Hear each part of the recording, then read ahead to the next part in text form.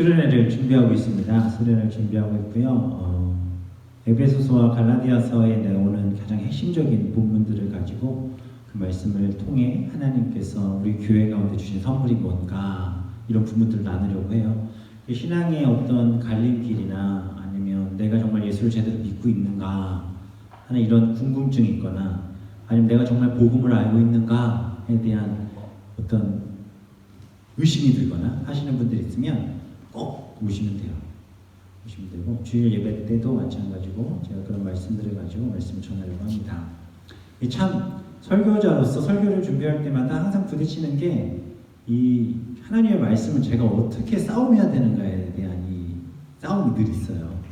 그래서 특별히 이렇게 수련회를 앞두고 물론 다른 설교들도 마찬가지지만 이게 막 몸부림치듯이 준비하는 그런 상황들이 종종 오거든요. 그 단계에 들어가기 직전에 마음이 되게 막 두렵기도 하고 떨리기도 해요. 왜냐면은 그 상황 속에 내가 들어갔을 때 드러나는 하나님의 실존을 다 들려 보내주시거든요. 야, 너 지금 이 모양 이 꼴인데 네가 이 말씀을 너의 삶 속에 가져갈 수 있겠어? 라는 질문을 저한테 던지세요. 제가 뭐라고 그러겠어요? 아니요. 그럼 어떻게 할 거야? 말씀을 전해야 되는데. 기도하겠습니다. 얘기하겠습니다. 이 말씀을 쭉 들어가다 보면 정말 설교를 준비해야 되기 때문에 이제 먼 것도 치고 막 해야 되잖아요.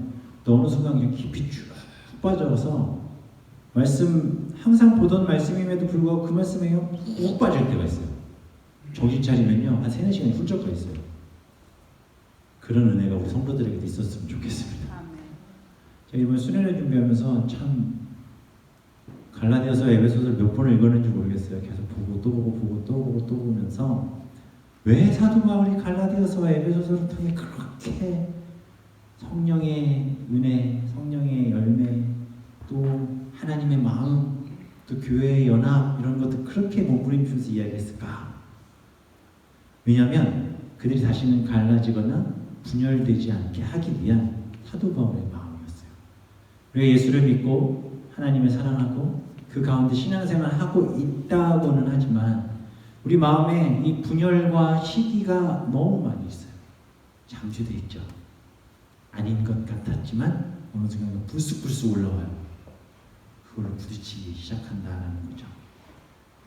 저도 보면 제가 잘못을 해서 누군가 무슨 말을 할 때도 있지만 제가 정말 아무 잘못도 안 했는데 누군가 무슨 말을 할 때도 있어요. 때로는 나는 아무 말도 한 적이 없는데 누군가가 또 그 말들을 또 만들고 재생산하고 재생산해서 뭐 전혀 생각지도 않았던 황당한 이야기들 제게 들릴 때가 있어요. 보면 나를 잘 아는 사람이면 저 사람이니까 그런 말 할 수도 있겠구나 할 텐데 잘 알지도 못하면서 그런 말을 하는 사람들을 보면 무슨 생각이 드냐면 가만히 있는 게 답인가? 나도 가서 한번 그냥 다 해? 막 이런 마음이 불쑥불쑥 올라올 때가 있어요. 저도 누군가의 비밀과 누군가의 비리와 뭐 누군가의 상처 아픔을 제가 뭐 알고 있는 게 있을 것 같으세요? 뭐 없을 것 같으세요? 저도 많아요. 입만 딱 열면 난리 날 수 있어요. 그러나 하나님이 원하는 건 그게 아니라는 거예요. 우리에게 다른 사람들의 잘못된 모습과 또 그들의 연약한 그런 모습들 보여주신 이유가 뭔지 아세요? 기도해. 내가 너 같은 죄인을 위해 십자가 달려 죽으며 기도한 것처럼 너도 그 사람을 위해서 기도하는 우리 마음에 그것을 주시는 거예요. 믿으십니까? 이게 성숙한 신앙이에요. 이 단계를 가져야 돼요. 나에 대해 누군가 무슨 얘기, 시기나 질투나 뭐 여러 가지만 이야기 드릴 때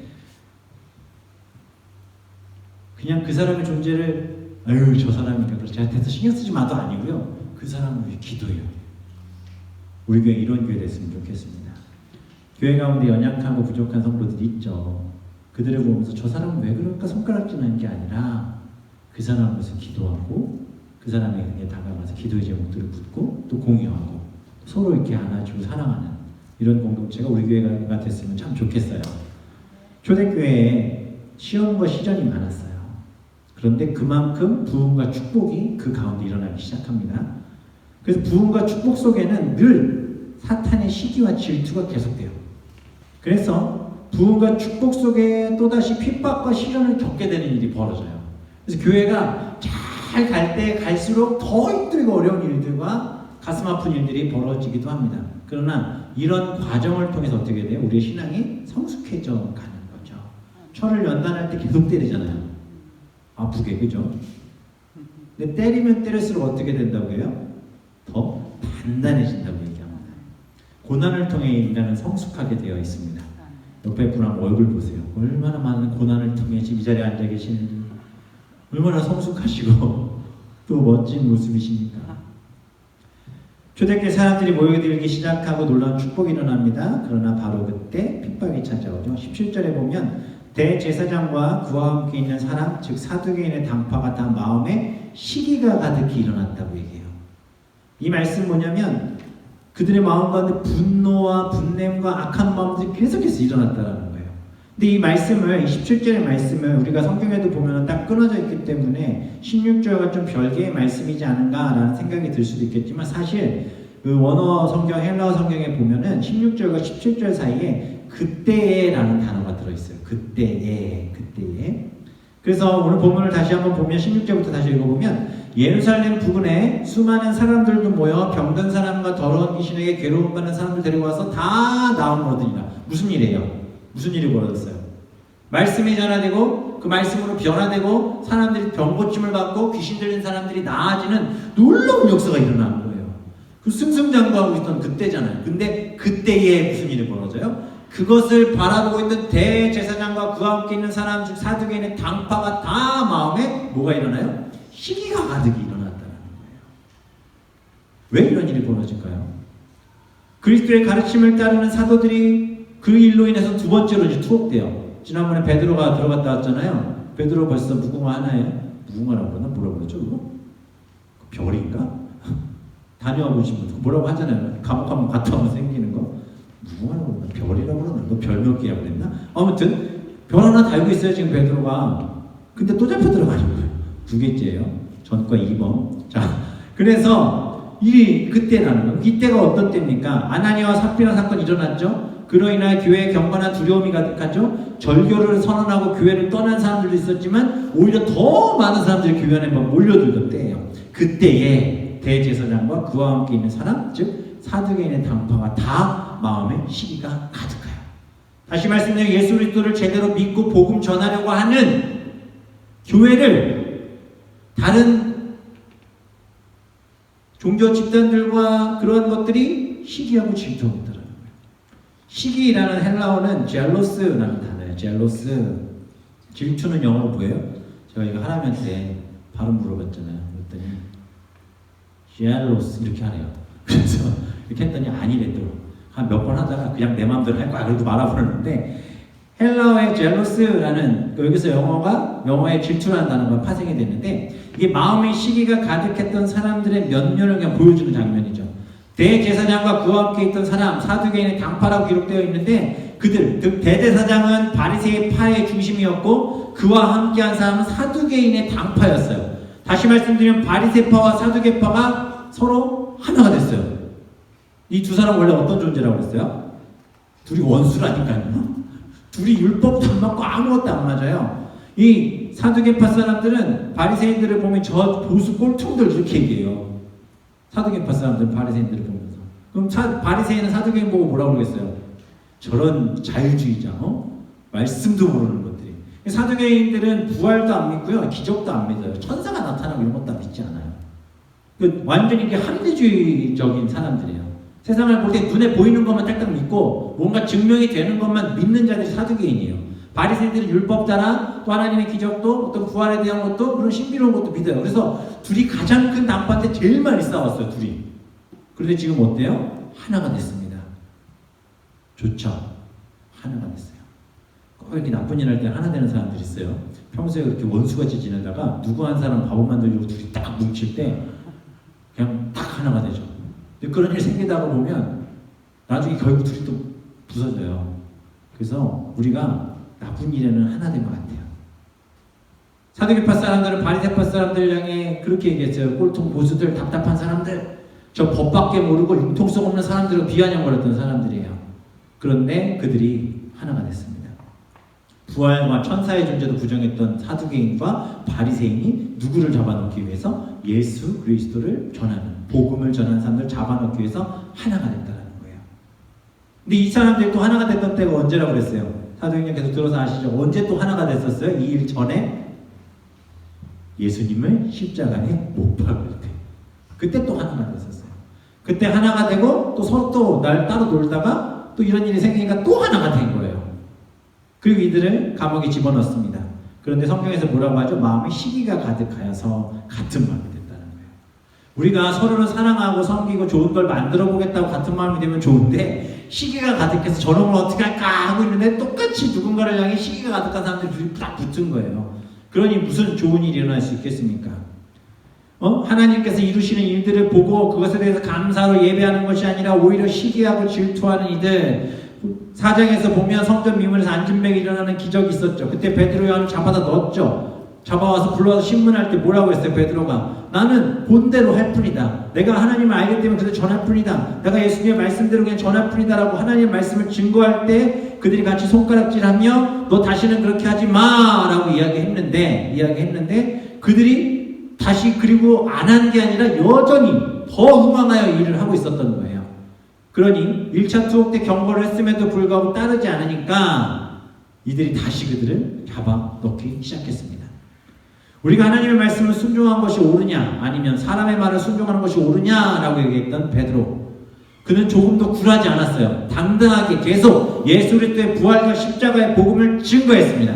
세상 속에서도 우리도 이런 사람들이 돼야 돼요. 누가 뭐라 하든 내가 복음을 전하고 하나님 앞에서 부끄럽지 않은 삶을 통해 그들이 하는 이야기들 앞에 뭐라고 얘기하면 돼요? 내가 주의 말씀 앞에, 복음 앞에 부끄럽지 않게 쓰임받고 있는데 나에게 왜 이럽니까? 라고 당당하게 얘기할 때 하나님의 놀라운 은혜의 역사가 그들에게 전달되어질 줄 믿습니다. 1차 때 2명만 체포되었던 사도들, 2차 때에는 정확한 몇 명인지 언급조차 성경에 나오지 않아요. 그냥 사도들이라고 그래요. 이거 보니까 그냥 다 잡아놓은 거예요. 다. 보이는 대로 족족이. 다수의 사도가 체포되었습니다. 명색이 종교 지도자들인데 이들이 여러 명을 한꺼번에 투옥시키려면 어떤 논리와 증거가 있어야죠.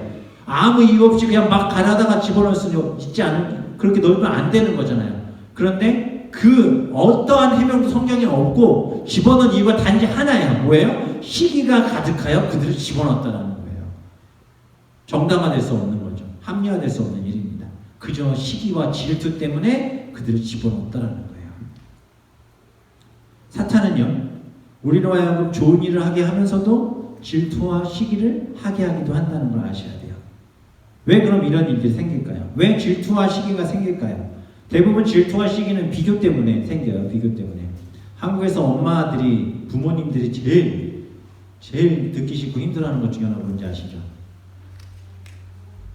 옆집이랑 비교되기 시작할 때 답이 없어요. 그렇죠?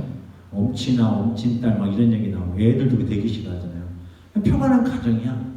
옆집 아줌마가 잠깐 밥 먹으러 놀러 와서 차나 한잔해요. 갑자기 들어와요. 그러세요. 앉아서 요즘 어떻게 지내요? 잘 지내요. 애들 교육은 어떻게 잘 지내요? 우리 애가 이번에 전교 회장 됐잖아. 막 이러고. 우리 애가 이번에 수학경시 때 아쉽게 2등 했어. 이 집에 나가지 못했는데. 공부를 못하는 것 같아. 막 이런 얘기하고 나 갈게. 그러고 가. 그럼 막 속이 막 뒤집히기 시작하는 거야. 그리고 방문을 삐끗덩 열었다 얘는 앉아서 게임하고 있는 거야. 뭐 집어 던져요? 잡히는 거 아무나 집어 던지는 거죠. 땡! 야! 너 옆집 좀 막 난리 나잖아요. 그죠? 어떤 비교된 상황이 생기면 질투가 생기고 시기가 생기는 거예요. 물건은 크다, 작다, 좋다, 뭐 나쁘다 이렇게 표현할 수 있잖아요. 그러나 중요한 것은 우리의 삶은 누구와 비교의 대상이 될 수 없어요. 그걸 아셔야 돼요. 그래서 우리가 보면 부족한 사람도 있고 넉넉한 사람도 있어요. 머리가 좋은 사람도 있고 나쁜 사람도 있어요. 키가 큰 사람도 있고 작은 사람도 있어요. 잘생긴 사람도 있고, 그죠? 잘생긴 사람도 있고 못생긴 사람도 있어요. 왜 웃으세요? 못생긴 사람이에요? 사람은 다 달라요. 옆에 있는 분들 보세요. 딱 보시자마자 처음에 드는 생각이 어떤 마음이세요? 내가 저 사람보다 나아. 이런 분들 있잖아요. 그죠? 이걸 우리는 흔히 자존감이라고 포장하긴 하는데 뭐 그럴 수도 있죠. 그러나 하나님이 만드신 사람은 절대 비교의 대상이 아니에요. 인간은 창조의 대상이에요. 그래서 사람을 향해 우리가 이러한 객관적이라고 얘기할 수 있는 사람들이 만든 기준으로 사람을 판단하는 것은 절대 있어서는 안 된다는 겁니다. 하나님 그걸 우리에게 창조의 질서로 보여주셨고 하나님의 형상을 닮은 존재로서는 그것을 우리에게 보여주시는 거예요. 보세요. 비교의 대상으로 예수님께서 제자를 뽑으셨다면 그 12명의 제자 중에 누가 제자가 됐겠어요? 그러지 않으세요? 가말리엘 문화에 가서 딱 보고 성적표 주세요 해가지고 1등부터 12등 딱 뽑아갖고 가셔야죠. 예수님이. 진짜 세상의 기준으로 이야기한다면. 오늘 뭐 예루살렘은 공포네요. 예수님이 하늘에서 오신 왕이신 예수님께서 12제자를 뽑으신다고 합니다. 지원 부탁드립니다. 예수님 완전 다 뽑으시고 그렇게 해서 12명 다 세우셨으면 얼마나 그림이 멋져요. 그죠? 아니에요? 그럼 질문 다시 드릴까요? 사람들 쓰실 때 어떻게 쓰세요? 아니면 내가 누군가를 만날 때 어떻게 만나세요? 교회 가운데서 교제하고 나눌 때 어떤 사람들을 만나려고 하십니까? 판단과 기준의 근거가 있습니까? 없습니까? 있잖아요. 없는 것처럼 이렇게 저를 노려보시면 어떡해. 저도 그러는데. 그러나 하나님은 그렇지 않다라는 거예요. 우리는 창조의 대상으로 창조물로 하나님이 우리를 그 누구와도 비교하여 비교 대상으로 만들어 놓지 말라고 하시는 거예요. 그래서 하나님의 말씀과 하나님의 언어의 시기라는 단어. 우리가 하나님은 질투하신 하나님이다라고 얘기하는 이 질투의 개념과 전혀 다른 개념이에요. 이 시기라는 것은, 질투하게 하는 것은 이 악한 본성의 그 이야기들을 끄집어내게 하는 것은 사탄이 주는 마음이라는 거예요. 근데 누구를 봤을 때 저 사람은 뭐야? 뭣도 없는 사람이 뭐 이렇게 얘기 나오면 그건 사탄이 주는 마음들이에요. 그게 서로 사람을 해하고 또 악하게 만든다는 거죠. 서로 아무 생각 없던 사람들도요, 어떤 우월감이 생기기 시작하면요, 사람들을 이렇게 짓누르는 경험들을 하기 시작한다니까요. 실제로 스탠포드 교도소 실험이라는 게 있었어요. 혹시 아시는지 모르겠는데 필립이라는 어떤 교수가요, 심리학자인데, 사회심리학자인데 이 사람이 뭘 했냐면 사람들을 무작위로 뽑았어요. 무작위로 20명 정도를 뽑아가지고 2주 동안 그 중에 일부는 교도관을 하고 나머지는 죄수로 그냥 얘기만 한 거예요. 예를 들면 여기 있는 분 교도관 하세요. 2주 동안. 여기 있는 분은 죄수예요. 이렇게만 얘기를 한 거예요. 그 실제로 똑같은 감옥을 만들어 놓고 이쪽은 정말 죄수처럼 생활하게 하고 이쪽은 교도관처럼 생활하게 했는데 2주 동안 실험을 하려고 했거든요. 근데 이 실험이 5일 만에 중단됐어요. 왜 중단됐는지 아세요? 이 교도관이라고 해놓은 사람들이 이 사람들이 진짜 죄인으로 여기기 시작합니다. 막 진짜로 때리고 폭행을 행사하고 뭐 욕을 하고 이 사람들은 처음에는 뭐 장난 아니야 뭐 이렇게 하다가 자기들도 마치 자기들이 막 죄인인 것처럼 막 이렇게 여기기 시작하는 그런 사회심리학적인 실험을 실제로 했다니까요. 스탠포드 교도소 실험이라고. 이 이야기를 제가 왜 드리냐면 사람이라는 존재가 이 악한 영에 이끌리기 시작하면 자꾸 내가 마치 굉장히 우월한 존재인 것처럼 말을 하고 자기를 그렇게 만들려는 그런 생각들이 있죠. 이걸 우리가 잘못된 가치관으로 그것을 가져가기 시작하면 그 결과 어떻게 해요? 내가 봤을 때 저 사람이 나에게 피해를 끼친다 싶으면 그 사람을 짓눌러 버리는 게 인간의 속성이라는 거예요. 사탄의 속성이라는 거예요. 지금 초대교회 가운데 사두개인의 당파와 대제사장과 바리새인들이 하고 있는 일이 딱 그거예요. 근데 실질적으로 이들이 이렇게 한 이유 중에 하나는 뭐냐면 자기들 밥그릇 때문에 받은 거예요. 자기들 밥그릇 때문에. 뭐냐면 그들의 자신의 것이라고 여겼던 중앙 무대, 이스라엘의 중심인 예루살렘의 그 성전에 솔로몬 행각에 모여서 사도들이 누굴 전하고 있어요. 예수 그리스도를 전하고 복음을 전하는데 이전에 전했던 율법과 사두개인들이 얘기하는 어떤 합리적인 걸로 이해되지 않는 정말 폭탄과 같은 어마어마한 일들이 터져나가기 시작한 거예요. 사람들이 바리새인과 대제사장과 사두개인들 말을 듣겠어요? 안 듣겠어요? 안 듣죠. 사두개인은 기적은 없다는데 여기저기서 기적이 일어나요. 바리새인들이 율법 가지고 자기들은 딱 서가지고 하나님 세웠지만 기도한다 이러는데 그런 개념이 아니야. 예수 그리스도의 사랑으로 그것을 품고 넘어갈 때 율법을 지키고 안 지키고를 떠나서 그것보다 더 크신 하나님의 사랑으로 덮는다라는 복음을 전하고 있는 거예요. 십자가에 달려 죽는 것은 저주받은 자예요. 그러나 그가 우리를 구원하셨다고 전하고 있는 거예요. 당시 기득권이라고 얘기했던 이들이 당시에 자기는 큰 힘을 가졌다고 했던 이들이 시기와 질투가 나서 그냥 본인 다 집어넣으려고 하는 거예요. 왜? 걔네들이 계속 그렇게 하는 거 놔두면은 대제사장들이 뭘 할 수 있겠어요? 사두개인들이 자기들 하고 싶은 거 뭘 할 수가 있겠어요? 못하죠. 다 집어넣는 거예요. 그냥 야, 일단 쳐먹어! 그래서 18절에 보면 사도들 잡아다 옥에 가두었어요. 그런 놀라운 일이 벌어져요. 19절에 주의 사자가 밤에 옥문을 열고 끌어내어 이르되 가서 성전에 서서 이 생명의 말씀 다 백성에게 말하라.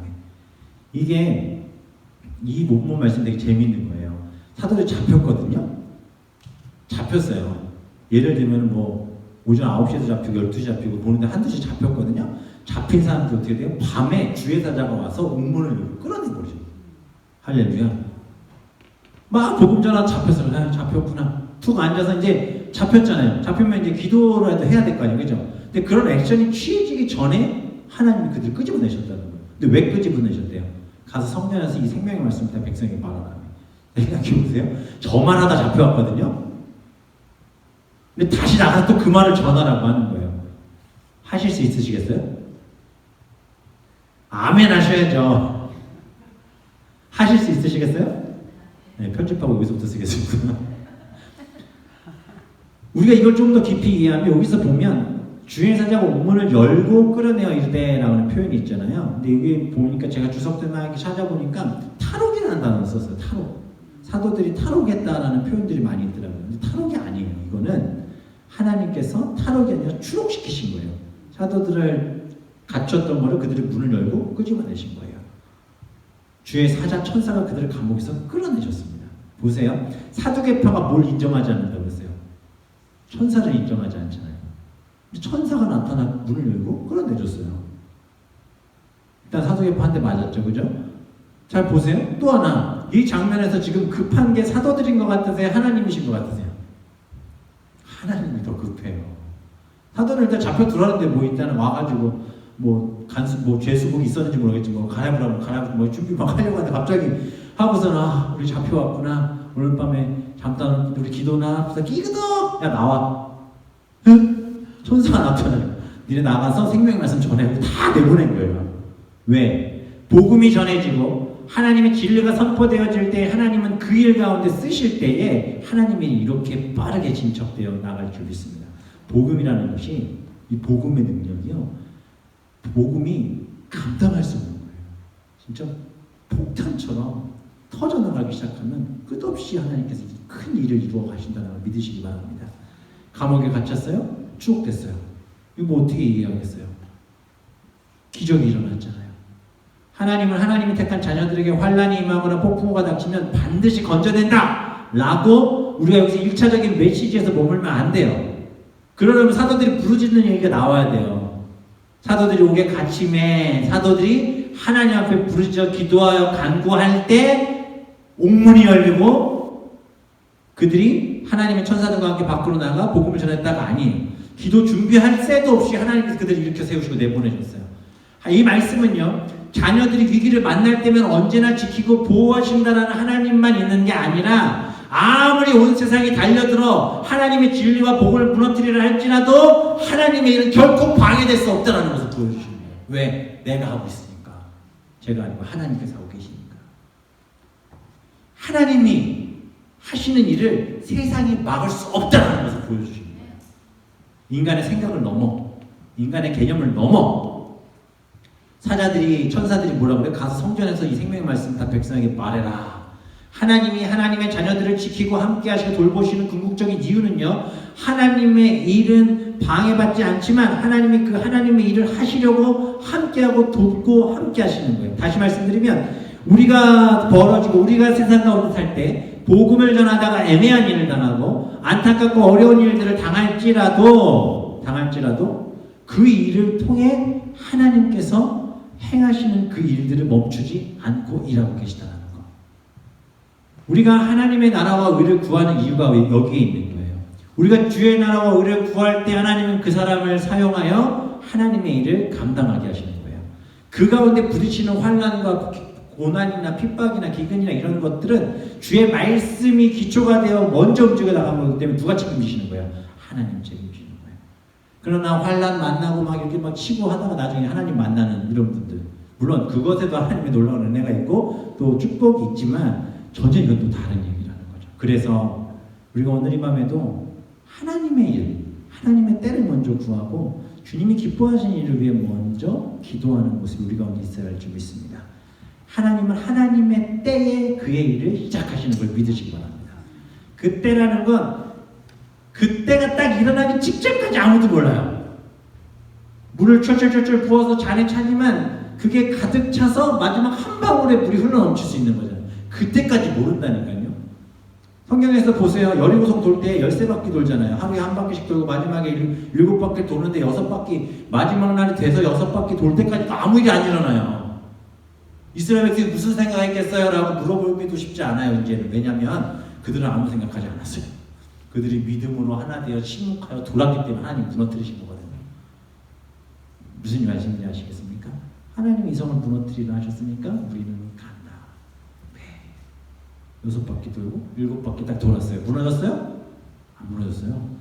그들이 하나님 앞에 찬양하며 했을 때 성이 나만 장군 보세요.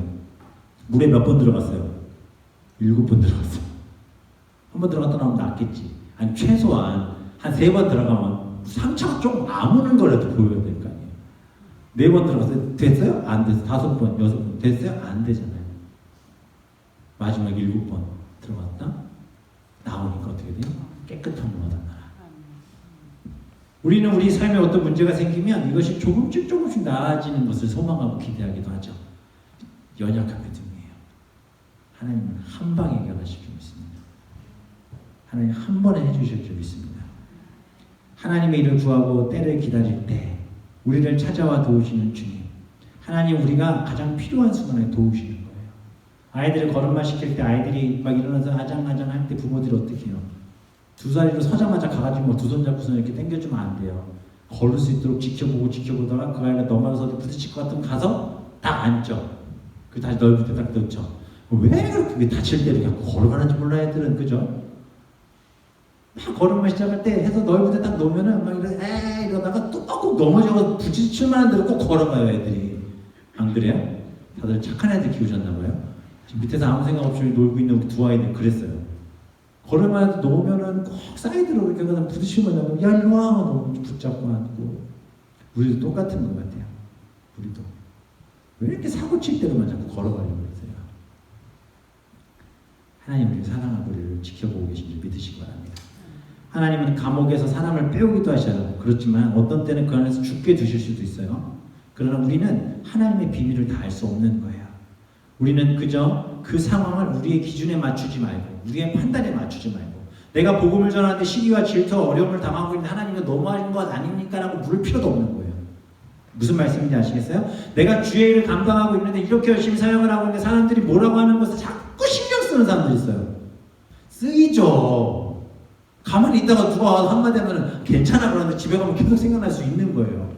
그러나 사단이 주는 그 마음을 멀리 하시는 은혜가 있기를 주님의 이름으로 축원합니다. 제가 지난번에 말씀드린 제 친구 선교제 선교하다가 죽었어요. 뭘 어떻게 이해를 하겠어요. 최근에 밴쿠버에서도 원주민 선교 하시다가 갑자기 심장마비로 돌아가신 권사님 이제 장례식 고대를 치르는 걸로 제가 알고 있는데 이런 일들이 벌어져요. 이거 어떻게 하겠어요? 세상 사람들이 볼 때 뭐라고 손가락질하겠어요? 거기는 왜 가가지고 그렇게 죽었어? 교회 가면 안 돼. 선교 가면 안 돼. 이렇게 생각하는 사람이 있다라는 거죠. 근데 그거예요. 하나님 원하시는 뜻이 아니죠. 이유와 목적이 다른 거예요. 사도들을 추록시킨 이유는 그들에게 하나님의 말씀을 전하게 하기 위해서. 사도들이 어떻게 합니까? 들어갔어요? 밤에 나왔어요. 밤에 나왔어요. 밤에 나왔는데 언제 가요? 다음에 보면 그들이 듣고 들었어요. 나오면서 들었겠죠. 너네 가서 말씀 전해 그랬더니 이 사도들이 가자마자 잠깐 쉬었겠죠. 뭐 샤워나 했겠죠. 그래가지고 뭐 정비나 좀 까먹고 있었으니까 옷만 좀 갈아입고 바로 새벽에 나가요. 그 성전에 들어가서 가르치기 시작하는 거예요. 사람들이 보니까 뭐 하고 있어요? 성전에 서서 백성들을 가르치고 있었다는 거예요.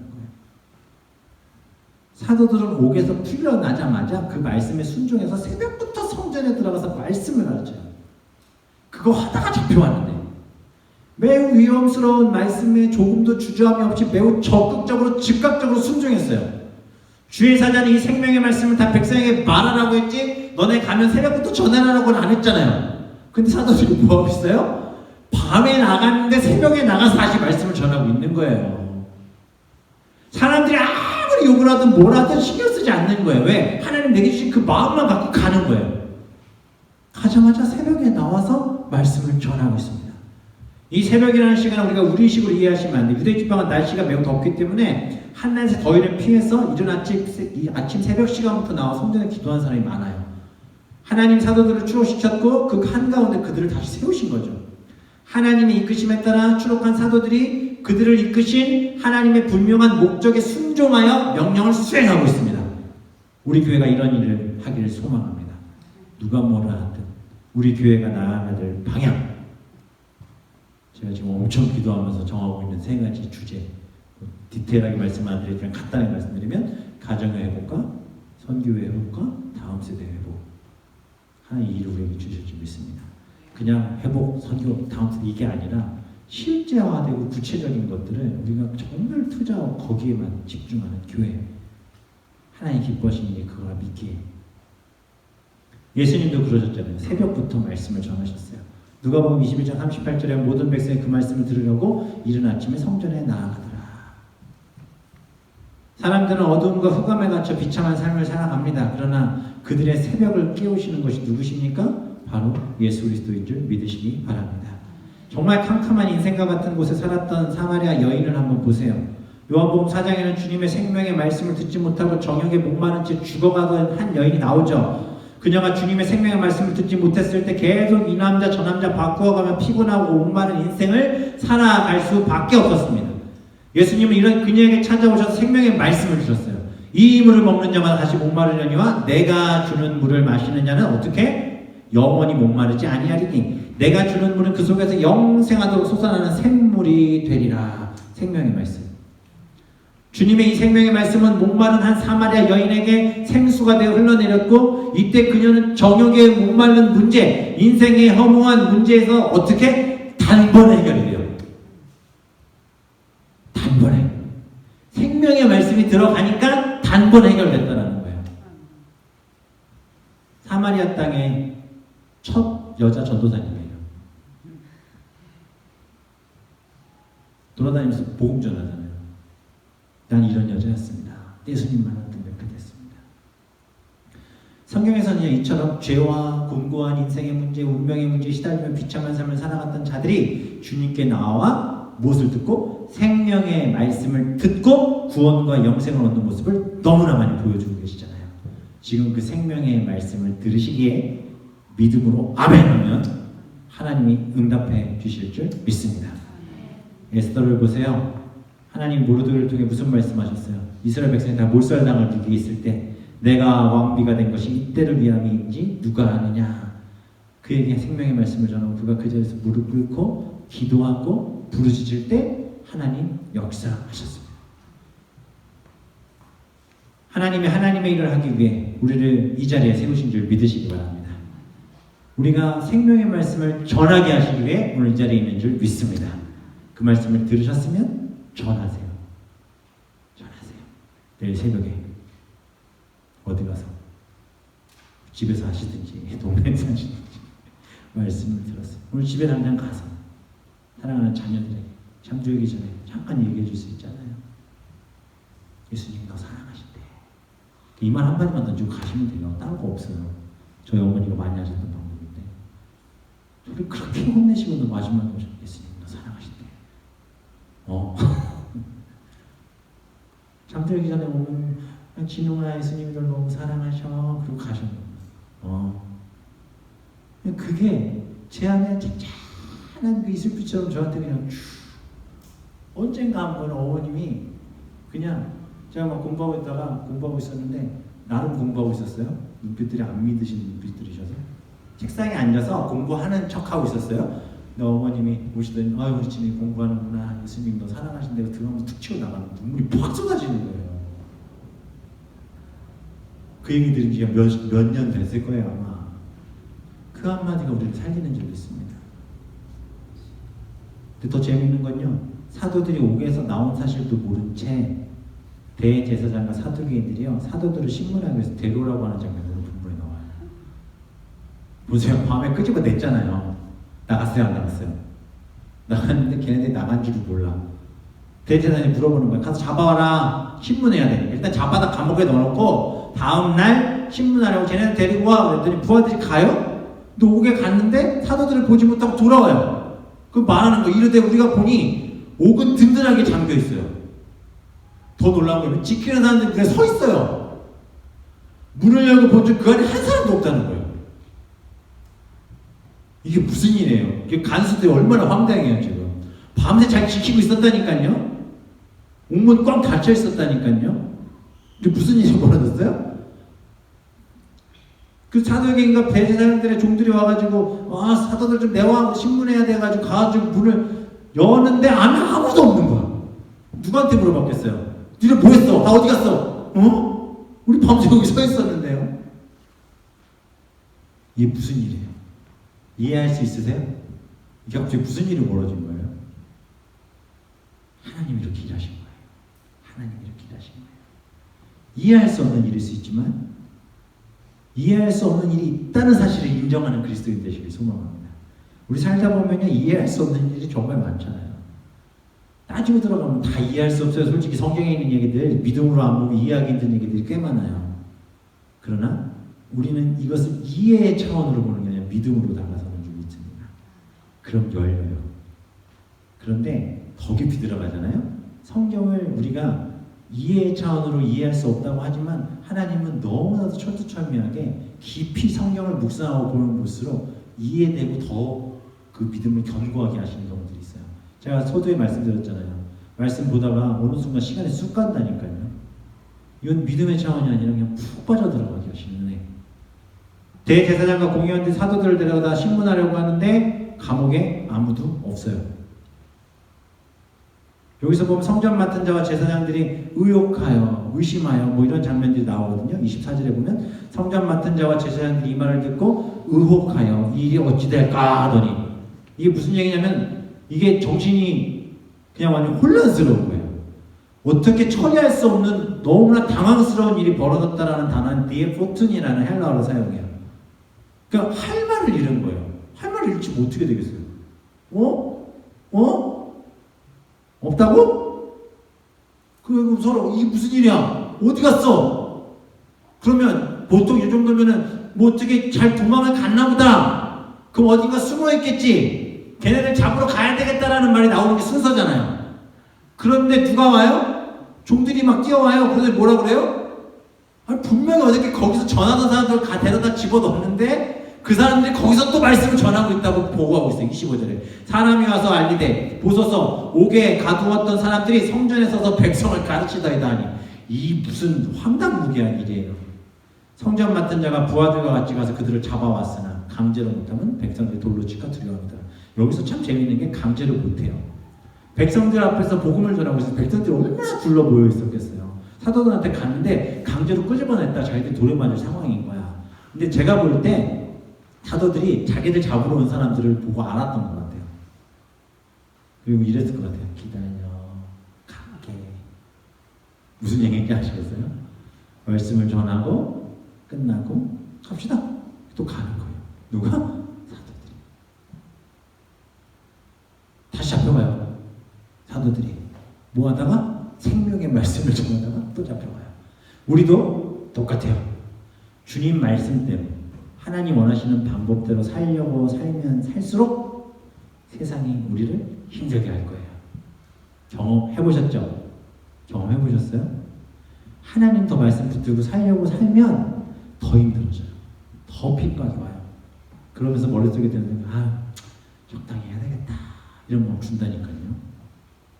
이 정도에서 그만해야 되겠다. 이런 마음 준다니까요. 근데 그러지 말라는 거예요. 감옥에서 나오자마자 성전에 가서 복음을 전하는 담대함. 감옥에 있다가 재판을 받는 것과 성전에서 담대하게 복음을 전하다가 또 잡혀간 것도 얘기가 다르죠. 이 사도들이 어떠겠어요? 그 사람들 아무리 신문을 하고 감옥에 집어넣었든 사도들의 마음은 뭐가 있겠어요? 일단 잠깐 쉬러 갑시다. 또 감옥에 들어가겠죠. 그러나 또 기다리고 있겠죠. 때가 되면 열어주시고 또 가서 합시다. 물리적인 외부적인 핍박이 이들을 절대로 넘어뜨릴 수 없었습니다. 하나님 말씀 붙드는 교회, 하나님 말씀 붙드는 성도, 세상에 어떤 물리적인 압박과 고통과 어려움이 있어도 넘어지지 않습니다. 중국에서 마오쩌둥이 공산혁명을 빙자해서 중국의 모든 교회를 몰아냈던 시기가 1949년에서 58년 이때였어요. 그 세계 앞에서 공언을 했어요. 더 이상 중국엔 기독교 없다.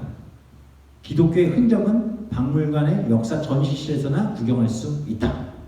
이 일을 선포를 했어요. 그리고 45년부터 48년 이때부터 한 20년 가까이 기독교를 어마어마하게 핍박하고 다 집어넣고 다 죽였어요. 그리고 실제로 70년대 초에 미국의 기독교 대표단이 중국에 들어갔는데 그 현장을 확인하고 나서 리포트를 썼는데 뭐라고 했냐면 마오쩌둥의 말이 농담이 아니다. 정말 중국은 기독교가 전멸됐다. 기독교의 씨가 남지 않았다. 이 보고서를 실제로 냈어요. 그런데 미국하고 이제 닉슨 대통령하고 해서 핑퐁 외교라고 해서 이제 슬슬 문이 열리기 시작하면서 중국 정부가 인정하는 뭐 삼자교회나 뭐 지하교회, 가정교회를 불리는 교회들이 있는데 공산주의 혁명 시에 전멸됐다고 생각했던 교회가 중국 지하교회로 어마어마하게 하나 남아있었던 거예요. 할렐루야. 북한도 똑같습니다. 북한도. 제가 예전에 백두산 근처에 있는 그 지역에 선교팀을 데리고 그 선교사님들이 중국에 선교를 하시는데 그 선교하실 때 물질적인 것들이나 이런 것들 갖고 들어가시기가 애매한 것들이 있으세요. 그럼 그거를 선교사가 아닌 누군가가 따로 이제 가져가서 공급하는 역할들을 했는데 제가 대학 다니면서 잠깐 그걸 했었거든요. 근데 그때 하다가 어떤 분 쫓아서 가다가 중국에 저쪽 위쪽까지 갔던 적이 있는데 그때 한 권사님 한 분이 계셨는데 그 권사님이요 보따리 장사 같은 분이신데 그분이 북한을 맨날 왔다 갔다 하시는 거예요. 그런데 성경책을 갖고 못 들어간대요. 근데 그분은 복음전화가 들어가신대요. 성경책을 못 갖고 들어가는데 뭘 갖고 복음전하세요? 그랬더니 그분이 웃으시면서 이러시는 거예요. 나는 신약 성경을 다 외워. 할머니가 신약 성경을 쥐쥐쥐쥐 갈 때마다 써주기도 하고 이렇게. 그분이 하신 말씀이 아주 인상 깊었던 단어가 하나 있어요. 말이 하나 있어요. 뭐냐면 저 북한 땅 언젠가 확 뒤집어질 거야. 생각보다 많어. 그러시더라고요. 지하교회에서 기도하는 우리들이. 하나님의 전능하신 역사의 복음의 능력은 한 번도 이 세계의 역사 속에서 멈춘 적이 없어요. 아시겠어요? 믿으십니까? 우리 기독교는요, 우리 예수님은요, 살아있는 하나님이시기 때문에 그 예수 그리스도는 여전히 살아 역사하시기 때문에 기독교는 절대로 어떤 핍박에서도 무너지거나 사라지지 않습니다. 전 인류에서, 전 세계에서 가장 많은 핍박을 받는 게 기독교예요. 그만큼 부서지고 무너지고 또 때로는 변질된 듯한 모습들을 보이는 것도 맞습니다. 그러나 끝까지 진리를 붙들고 주의 말씀을 전하고 생명의 말씀을 붙드는 자들을 통해 하나님의 놀라운 역사는 계속 될 줄 믿습니다. 우리가 그저 지나가고 있다고 생각하는 지금의 이 시간들 1초 1초가 결국 다 모두 우리 인생이 되잖아요. 그렇죠? 그렇다면 우리의 지난 시간들을 한번 돌아보시고 나는 과연 하나님의 생명의 말씀과 복음 전하는 일을 위해 내 인생을 얼마나 드리고 있었는가 한번 돌아보시고 우리가 사도들처럼 어떤 상황 속에서도 주의 말씀을 붙들기에 부족함을 성도들 되시길 소망합니다. 환난은 인내를, 인내는 연단을, 연단은 소망을. 로마서 6장 13절 사도 바울이 고백한 또한 너희 지체를 불의의 무기로 죄에게 내주지 말고 오직 너희 자신을 죽은 자 가운데 다시 살아난 자와 같이 하나님께 드리며 너희 지체를 의의 무기로 하나님께 드리라. 사도 바울은 무기라는 표현을 쓰죠. 의의 무기, 불의의 무기. 우리의 인생에 어떠한 무기를 들고 하나님 앞에 나아가겠습니까? 의의 무기로 세상이 뭐라 한들 싸움하여. 그 싸움이라는 것은 막 치고받고 때리고 죽이는 게 아니죠. 주의 말씀 가지고 부딪히십시오. 이기게 하실 줄 믿습니다. 예수님처럼 우리 교회는 그런 교회 될 줄 믿습니다. 내일 1박 2일 동안에 전교회 수련회가 있습니다. 이 수련회를 통해 우리의 죄의 문제들을 다시 한번 돌아보고 부서뜨리고 성령의 열매로 하나 되어 하나님이 주신 그리스도의 일꾼으로 성장해가는 교회, 우리 교회 그렇게 될 줄 믿습니다. 생명의 말씀에 생명을 거는 교회, 누가 뭐라 해도 그 말씀 붙들고 사는 교회, 이 교회를 위해 이 시간 우리 함께 기도하며 예배하면 좋겠습니다. 우리 시간 함께 기도하면 좋겠습니다. 이 시간 기도할 때 하나님, 오늘 사도들의 모습을 봅니다. 복음 전하다가 잡혀갔습니다. 그러나 예수님께서 하나님께 천사들을 보내셔서 그들을 끄집어내 주셨고, 그들은 감옥에서 나왔기 때문에 도망가고 숨고 피해도 될 판에 새벽같이 일어나서 또 복음을 전하러 가다가 또 잡혀 들어갔습니다. 이게 뭐 하는 일입니까, 하나님? 우리 이렇게 생각할 수 있을까? 그러나 사도들은 그것을 너무 행복했다는 거예요. 핍박을 받고 고난을 당하고 어려운 일들을 당하는 걸 그들은 더욱더 기뻐했다는 거예요. 하나님, 내 믿음이 이렇게 되길 소망합니다. 하나님, 내가 신앙생활하면서 교회를 다니면서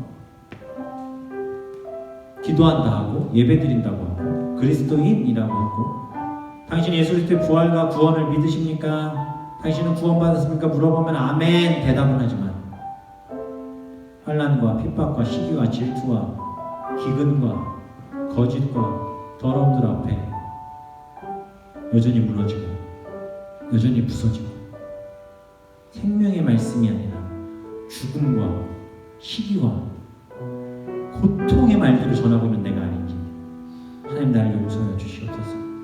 능욕을 받아도 흔들리지 않았던 사도들처럼 주님 말씀 붙들고 정말 깨끗함으로 세상 뭐라 하든 주의 말씀 가지고만 살아갈 수 있는 내가 될 수 있게 달라고 우리 시간 주여 한번 부르고 힘을 다해 기도한다.